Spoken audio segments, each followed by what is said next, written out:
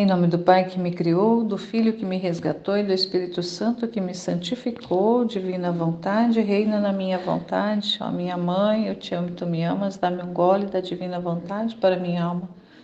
Me abençoa, Mãe, para que todas as minhas ações sejam feitas diante de vossos olhos maternais. Eu não sou nada, Deus é tudo, Pai, eu te amo. Vinde, Espírito Santo, vinde por meio da poderosa intercessão do Imaculado Coração de Maria, vossa amadíssima esposa e nossa mãe. Amém. Suprema Majestade, eu venho sua divina vontade em nome de todos, do primeiro ao último homem que existirá na terra, para dar a ti as homenagens que tendes direito, as adorações, os louvores, o amor, as ações de graças que cada criatura lhe deve, e fazer as reparações por todos e por cada pecado. Venho, Senhor, na tua divina vontade, dou-te a minha vontade humana por meio do Imaculado Coração de Maria, que possui todos os dons e os frutos da divina vontade. Dai-me então, Senhor, a tua divina vontade. Venha a divina vontade nesta ação que estou a fazer e em todas as ações que farei durante este dia. Amém, Fiat. Estudo 23 do Livro do Céu, volume 2, capítulo 28, de 2 de junho de 1899, acerca do conhecimento de nós mesmos. Esta manhã, o meu dulcíssimo Jesus quis fazer-me tocar com as minhas próprias mãos o meu nada. No momento em que se fez ver, as primeiras palavras que me dirigiu foram: quem sou eu e quem és tu? Nestas duas palavras vi duas luzes imensas. Numa compreendia a Deus, na outra via a minha miséria, o meu nada. Via-me não ser outra coisa que uma sombra, como aquele reflexo que faz o sol ao iluminar a terra, que depende do sol, e que, passando a outros pontos, o reflexo termina de existir. Assim minha sombra, isto é, meu ser, depende do místico sol Deus, e que em um simples instante pode desfazer esta sombra. O que dizer além de como deformei esta sombra que o Senhor me deu, não sendo sequer minha? Dá horror pensar, mal cheiroso, putrefada, toda aguçada, e no entanto, neste estado tão horrendo, estava obrigada a estar diante de um Deus tão santo. Oh, como teria estado contente se me fora dado esconder-me nos mais obscuros abismos. Depois disto, Jesus me disse: o maior favor que posso fazer a uma alma é fazer-se conhecer a si mesma. O conhecimento de si e o conhecimento de Deus andam de mãos dadas, pois quanto te conheceres a ti mesma, outro tanto conhecerás a Deus. A alma que se conheceu a si mesma, vendo que por si mesma não pode fazer nada de bem, esta sombra do seu ser transforma-se em Deus, e disto acontece que em Deus faz todas as suas operações. Acontece que a alma está em Deus e caminha junto a Ele, sem olhar, sem investigar, sem falar em uma palavra, como morta. Porque conhecendo a fundo seu nada, não se atreve a fazer nada por si mesma, senão que cegamente segue as operações do Verbo. Parece-me que a alma que se conhece a si mesma lhe acontece como a essas pessoas que vão em um transporte, que enquanto passam de um lugar ao outro, sem dar um passo por elas mesmas, fazem longas viagens, mas tudo isso em virtude do transporte que as leva. Assim a alma, entrando em Deus, como as pessoas no transporte, faz sublimes voos no caminho da perfeição, mas conhecendo plenamente que não ela, senão em virtude daquele Deus bendito que a leva em si mesmo. Ó, como o Senhor favorece, enriquece, concede as maiores graças à alma que, sabendo que não a si mesma, mas tudo a Ele atribui. Ó alma que se conhece a si mesma, como é afortunada. Ah, Senhor, que essas palavras que o Senhor diz, essas reflexões que a Luísa vai fazendo, que elas possam, pelo poder da tua graça, infundir em nós essa verdade, selar em nós, no nosso coração, na nossa alma, em todo o nosso ser, essa verdade selada mesmo ali, fundida na nossa alma, de forma que, mesmo que a gente queira, não seja possível retirar essa verdade mais, uma vez que a gente olhe para ela, uma vez que a gente encontre com a inteligência, uma vez que a gente enxergue essa verdade, ela não possa mais ser desconsiderada, ela não possa mais ser ignorada, porque ela passa a existir dentro de nós. Uma verdade, quando ela é vista, quando ela é enxergada, não tem mais como dizer eu não sei, eu não vi, porque já foi, já passou a existir. A ignorância, ela acontece até o ponto em que a alma enxerga, até o ponto em que a inteligência vê ali a informação. O momento que a inteligência encontra a informação, que a alma enxerga a verdade, não tem mais como ignorar, não tem mais como voltar atrás, não tem mais como apagar. É aquela realidade simples, aquela comparação, né, que palavras ditas e pedras atiradas não tem mais como voltar atrás. Não existe mais um rebobinar da fita, né? Antigamente, quando as gravações eram feitas nos cassetes, naqueles rolos, então muitas vezes rebobinava, né, voltava atrás a fita e regravava em cima. E aquilo que havia sido gravado anteriormente se perde, some, desaparece, porque a gravação que é feita por cima substitui.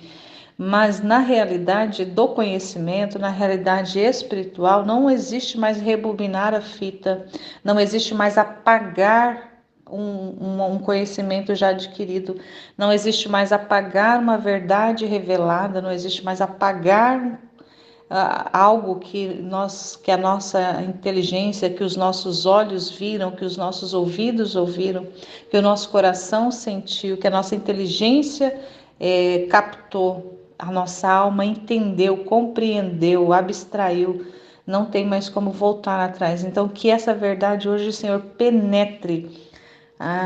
Como me lembrando agora no domingo cedo, aqui na paróquia, sempre nos primeiros e nos terceiros domingos do mês tem batizados.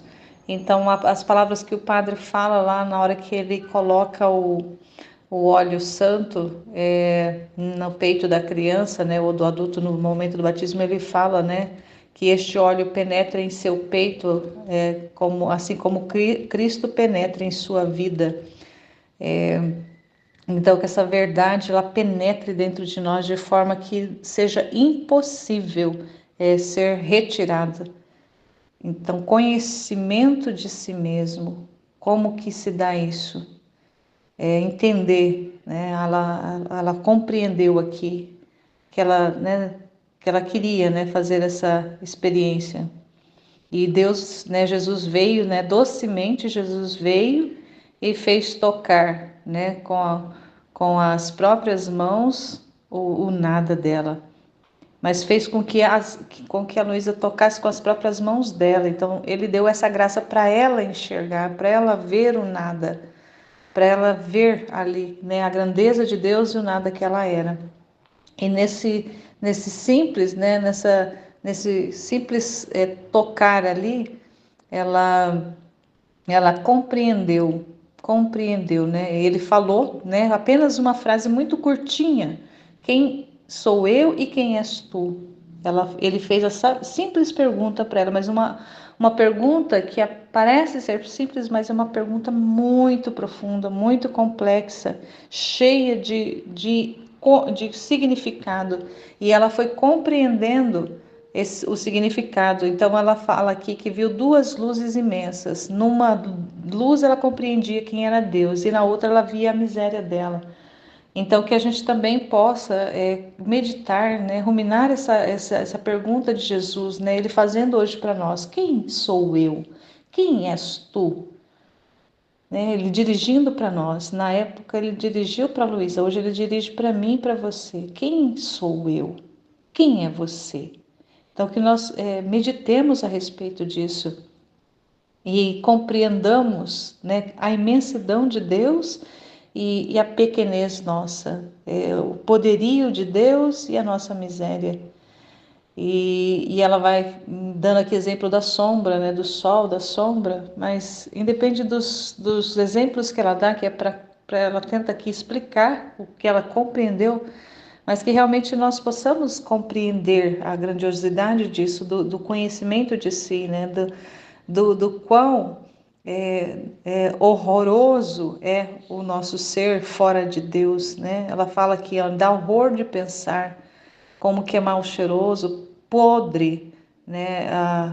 O estado da alma diante de Deus e diante de um Deus tão santo. Então imagina a nossa pequenez, a nossa miséria diante da grandeza, da grandiosidade, da beleza, da potência de Deus. É nada mesmo. Mas ter essa compreensão, aí eu me lembrava também de um outro trecho, eu acho que é no volume 1, não lembro exatamente o trecho, não fui pesquisar, onde fala que o conhecimento de si mesmo, ele precisa vir né, ali vir com a realidade da fé, da confiança, porque se humilhar, né, se compreender, se ver, se enxergar como realmente nada, se não vier juntamente com a confiança, com a fé em Deus, a alma se desanima, a alma ela fica ali presa nesse nada, fica presa na miséria. E aí não vai adiantar de nada. O que adianta nós nos darmos conta que nós somos realmente miseráveis, que nós somos horrorosos, que nós somos mal cheirosos, que nós somos podridão pura em nós mesmos fora de Deus? O que adianta saber de tudo isso e ficar só com essa constatação? Nós precisamos compreender a grandiosidade de Deus e saber que esse conhecimento de nós mesmos é para fazer essa justiça de compreender a grandiosidade de Deus e correr para os braços dele, correr para tudo que é ele, e não ficar preso parado no nada, ficar preso parado na miséria.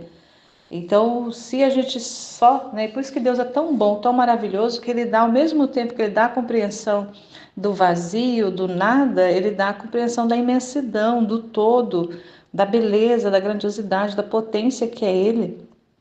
E para a alma correr para esse todo. Então, não é simplesmente conhecer o nosso vazio. E também, se a gente, né, não conhece a si mesmo, só, né, busca só conhecer Deus. Então, eu vou empreendo aqui, faço um empreendimento de conhecer Deus. Vou buscar informações de Deus em todos os meios possíveis, né, nos livros, nos santos, nas escrituras, no catecismo, né, na tradição, em tudo eu vou buscar conhecer Deus, porque eu quero conhecê-lo. E aí eu vou percebendo, vou entendendo, vou compreendendo a grandiosidade dele.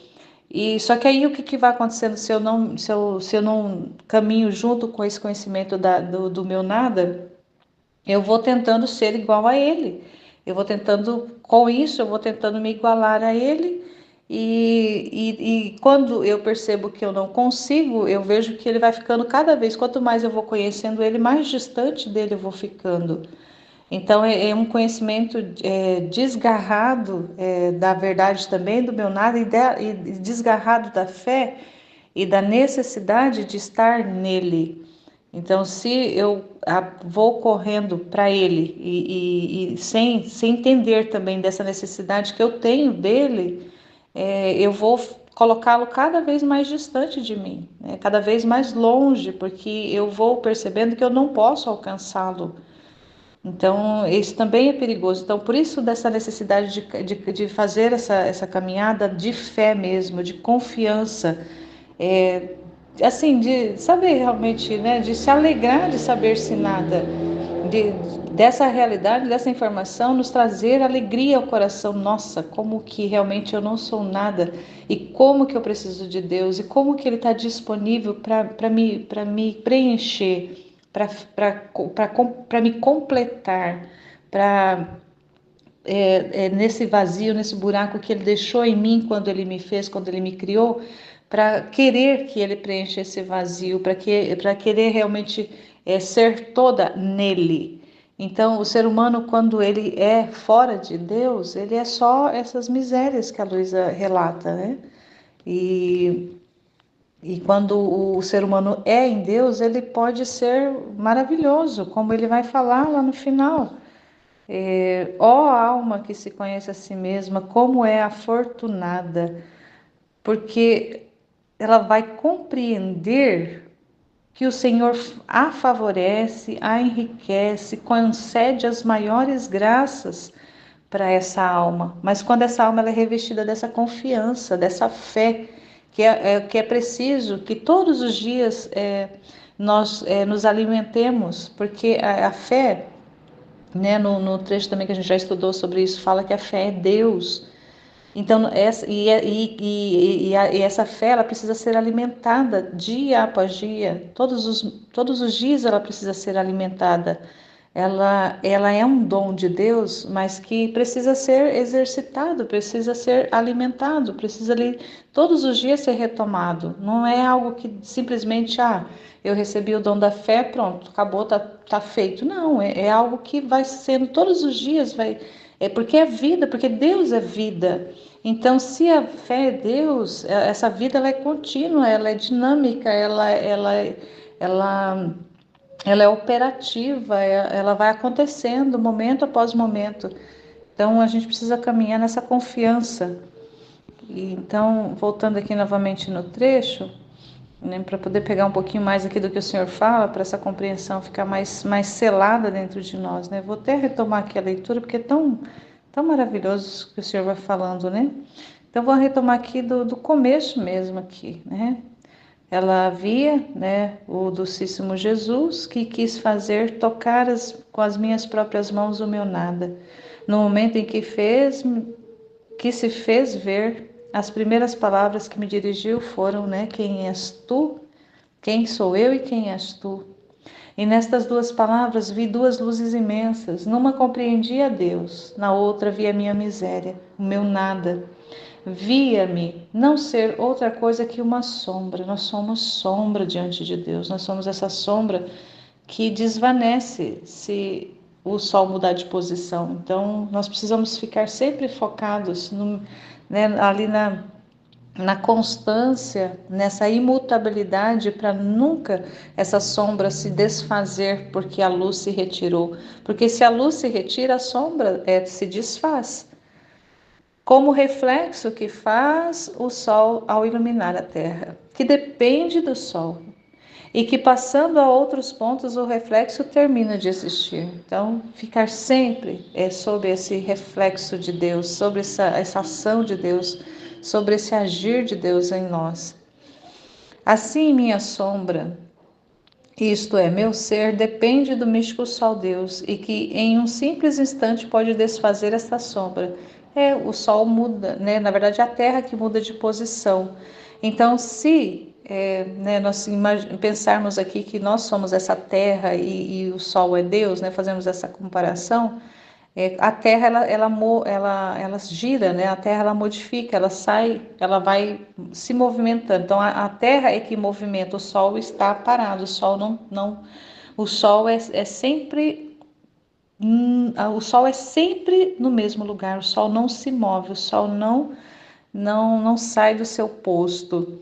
É a Terra que faz esse movimento. Então, conforme a Terra movimenta, a sombra vai saindo, né, daquele local e aquele reflexo muda de local por causa do movimento da Terra. Então, entender que nós não podemos fazer esse movimento de sair da presença desse sol que é Deus, para poder a sombra não sumir, essa sombra que somos nós não se desvanecer, não se desfazer. O que dizer além de como deformei esta sombra que o Senhor me deu, não sendo sequer minha? Então, entendendo, ela foi compreendendo ali que essa sombra que é ela, que somos nós, nem isso somos de nós mesmos, nem sequer essa sombra somos de nós mesmos.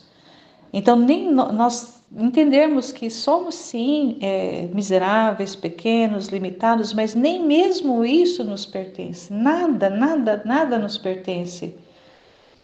E ela falou, né, dá horror só de pensar, né, dessa realidade ali que a alma, sabe, né, tendo essa consciência ali do nada que é diante da realidade, da realeza de Deus, desse Deus tão santo. E aí quando ela fala aqui, né, como teria estado contente se me fora dado esconder-me nos mais obscuros abismos. Quando ela tocou essa realidade do nada diante da grandeza de Deus, ela percebeu ali esse horror, né? Ela deu o horror de pensar, ela ficou imaginando, né, o horror entre a beleza e a feiura, né, a grandiosidade e a pequenez, essa distância que existe. E aí ela, né, vê como que, né, se pudesse esconder, né, se entrar nos obscuros abismos para poder se esconder da presença de Deus, para não, né, não ter ali revelado essa miséria, essa pequenez. E aí eu me lembrei daquela passagem que o Senhor fala, né, que quando chegar o tempo, muitos dirão, né, para as montanhas para se esconder, nos abismos, né, para fugir ali da presença de Deus. Antigamente, quando eu ouvia essa palavra, assim, dava um certo temor, né, de imaginar, nossa, como que vai ser isso? Chegar um tempo em que a gente vai pedir para se esconder, para as montanhas cair sobre nós, para nos esconder nos abismos, e imaginando essa realidade dos castigos. Mas aqui, quando eu li esse pedaço que me veio na mente, esse trecho da escritura, e me veio essa informação da presença de Deus. Então, quando Deus se apresentar, né, quando Ele vier e se apresentar, e provavelmente vai ser no juízo final, como que aquelas pessoas que estão fora de Deus vão pedir por isso?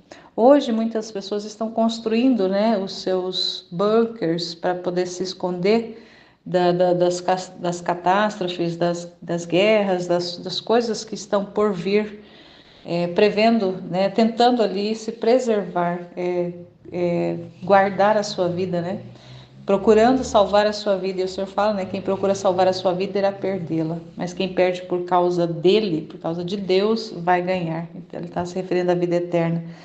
Então, nesse momento, né, que as almas vão ali perceber-se, ou até mesmo isso pode acontecer no dia do aviso, da iluminação das consciências que está previsto em Garabandal, das pessoas, né, se verem ali, ter essa iluminação, esse milagre ali de se ver como Deus a vê, né? Todas as almas ter essa oportunidade de se enxergar como Deus vê a alma. E as almas que estarão fora de Deus, que não estarão revestidas da fé e da confiança nele, vai preferir que as montanhas caiam sobre si e preferir se esconder nos abismos ante a presença arrebatadora de Deus, ante a presença poderosa e santa de Deus. Então imagina, então nós precisamos caminhar nesse conhecimento, nessa fé do nosso nada diante da presença de Deus, para no dia que nós estarmos frente a frente com Ele, nós nos alegrarmos de sabermos sim que nós somos nada, mas de sabermos que mesmo no nada Ele é o nosso tudo e Ele quer o nosso nada para Ele ser o tudo em nós.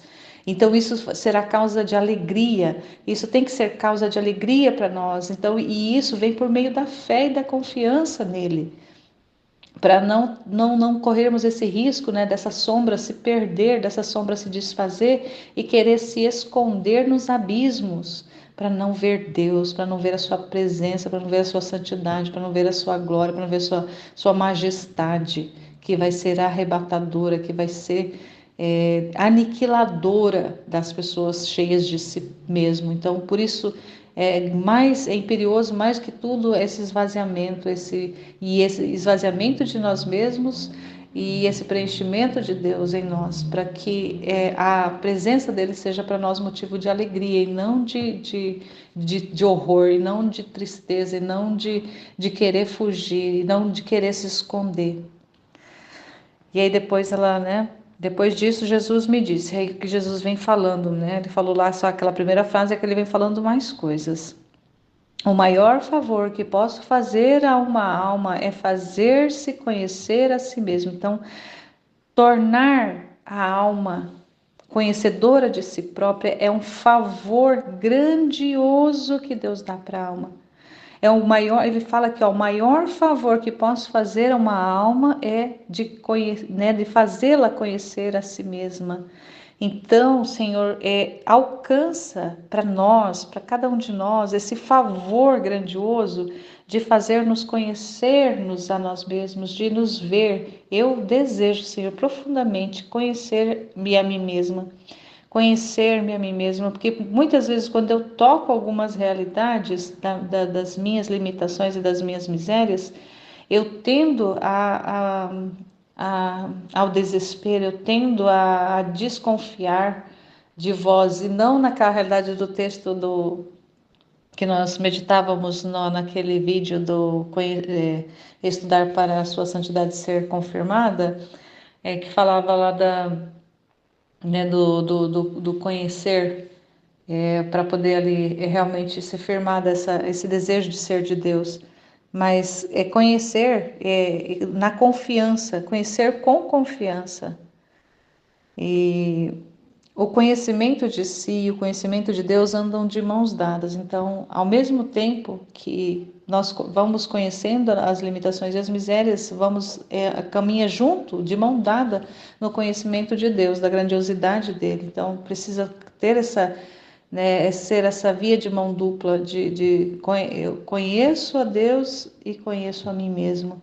A grandiosidade dele, a minha pequenez. Então é sempre junto, não pode ser conhecer aquela busca só do conhecimento de Deus que eu falava antes, sem conhecer a si próprio, ou desejar conhecer a si próprio e ali conseguir enxergar as misérias, mas sem conhecer quem realmente é Deus, e quem ele é. A alma que se conheceu a si mesma, vendo que por si mesma não pode fazer nada de bem, esta sombra do seu ser transforma-a em Deus, e disto acontece que em Deus faz todas as operações. Então, essa realidade ali de tocar o nada, mas saber que é Deus, de transformar-se em Deus. É Deus quem preenche esses espaços, esse vazio. É Deus que desfaz essa miséria que há em nós. É Deus que torna essa sombra ali algo concreto e palpável, não apenas algo que desaparece, Então é Deus que faz tudo. Então caminhar nessa confiança para nós é o mais importante. Acontece que a alma está em Deus e caminha junto a Ele, sem olhar, sem investigar, sem falar, em uma palavra como morta. Porque conhecendo a fundo o seu nada, não se atreve a fazer nada por si mesma, senão que cegamente segue as operações do Verbo. Então, chegar a esse conhecimento de si próprio, mas sem se olhar, sem se investigar, sem falar nada. Então, essa realidade também do se ver. Então, ele dá essa graça do conhecimento de si, mas não para a gente ficar se olhando, não para a gente ficar se investigando, se analisando, se medindo, para saber, hoje eu caminhei um pouco mais, hoje eu caí, eu avancei, hoje eu estagnei. Então, quando a gente fica se olhando, a gente, né, vai se dando mais ainda. Aí a gente, o que acontece? Aí a gente se afunda na miséria, a gente se afunda no nada, a gente se afunda no abismo. Então, é importante, né, se dar conta, sim, que somos nada, mas olhar fixamente para Deus, né? Não investigar nada, não ficar se analisando, não ficar se olhando, não ficar se considerando, mas assim, realmente estar como uma morta mesmo ali. Eu não existo fora de Deus, eu não sou nada fora de Deus. Então a alma, né, ali não se atreve a fazer nada por si mesmo. Então que hoje nesse dia o Senhor corte qualquer atrevimento nosso, meu, de querer fazer algo por mim mesma, né? De nós queremos fazer algo por nós mesmos. Corte esse atrevimento, que esse atrevimento que Ele dê em nós seja apenas para fazer nele as coisas, mas nunca para fazer por si próprio, né? Que nada, né? Nós não saiamos dessa realidade ali de caminhar com as mãos ali realmente grudadas nele, de forma como mortas e como cegas, né? Só seguindo o que ele vai dispondo, só correspondendo às realidades que ele vai trazendo, né? Nessa correspondência dia após dia, momento após momento. E quando vem aquelas realidades que a gente toca, que vem, né, de cruz, de dor, de estados de ânimo que ele traz, volte e meia ele traz, parece que tem dias que passam uns dias mais sem tocar essas realidades, de repente passa, né, um dia a gente toca profundamente essas realidades, mas assim, sabendo que é a operação do verbo, que é Deus fazendo, que é Deus agindo, e não sair desse posto, né, desse posto ali de entrega.